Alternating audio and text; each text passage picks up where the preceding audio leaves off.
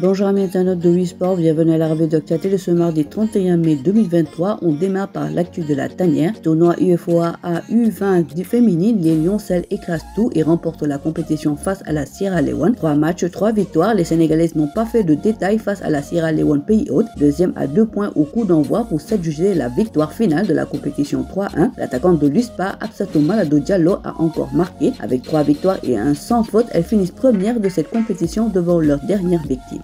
Une liste de 25 à 26 joueurs pour les matchs de juin attendus ce vendredi pour la fenêtre FIFA du mois de juin. Le Sénégal jouera le Bénin, 5e journée des éliminatoires de la CAN 2023 le 17 juin et le Brésil, match amical le 20 juin. Comme d'habitude, le sélectionneur national Aliou Cissé fait face à la presse les vendredis. Ainsi, la prochaine rencontre aura lieu le 2 juin prochain, révèle le quotidien Source A. Le technicien aurait déjà déposé la liste des joueurs à convoquer au niveau de la Fédération sénégalaise de football. Aliou Cissé va dévoiler un groupe de 25 à 26 joueurs. Le regroupement pour ces deux rencontres démarre le 7 juin à Dakar, informe par ailleurs notre source. Throwback 31 mai 2002, 31 mai 2023, la tanière célèbre l'inoubliable Sénégal-France Pape Bouba Diop. C'est une date inoubliable pour le football sénégalais, marquant sa première victoire à la Coupe du Monde. Chaque 31 mai, le Sénégal se remémore cette victoire historique devant la France 1-0, un but de Pape Bouba Diop.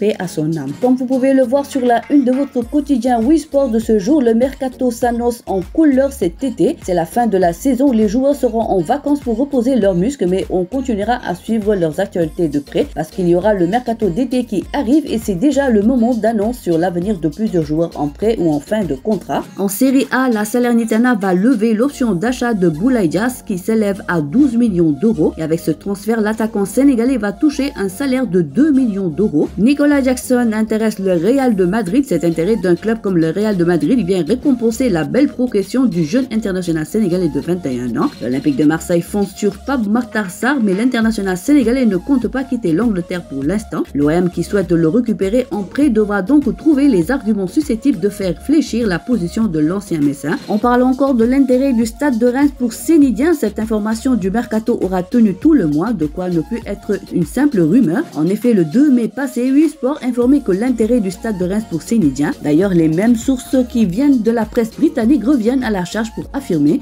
que l'intérêt sera bientôt traduit en actes dans les jours à venir. En chance de discipline, basket maintenant, finale NBA 2023, des hommes de l'ombre sénégalais en finale. Si on devait encore prendre notre mal en patience pour voir un joueur sénégalais sur le parquet lors de la finale en NBA, on pourrait se contenter en 2023 de voir 2 hommes de l'ombre s'activer durant ces matchs. Ils ne disputeront aucun match mais contribueront fortement au travail d'équipe pour décrocher le trophée. Il s'agit de Rémi Niaï, 33 ans, ancien joueur de basketball formé à Seed Academy, qui a eu un parcours en championnat universitaire américain et coach de développement de joueurs et analyste vidéo à Miami Heat. En face, il y aura Boniface Nong, l'ex-sélectionneur des Lions, avec la finale de la conférence Ouest remportée comme un premier titre en NBA pour l'entraîneur assistant de Denver. On termine par du lambe, le lutteur Gandia Fama écope d'une suspension 2 ans ferme, accusé d'avoir menacé les officiels lors d'un gala de lutte simple à Sokone lundi 22 mai. Le lutteur Gandia Fama a été suspendu lourdement après observation des rapports d'arbitrage. C'est une décision ferme que le comité local de gestion de lutte a prise à l'encontre du lutteur Ansou Khadinour, de son nom d'arène Gandia Fama, ancien pensionnaire de l'équipe nationale de lutte du Sénégal et ayant participé au dernier tournoi Tolak à Niamey.